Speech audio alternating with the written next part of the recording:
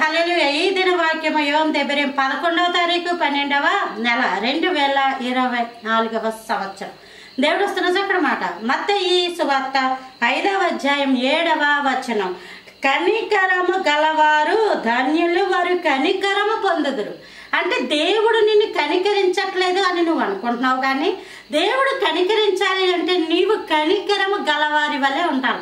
అంటే నీవు ఏమి విత్తుతావో ఖచ్చితంగా అదే పొందుకుంటావు.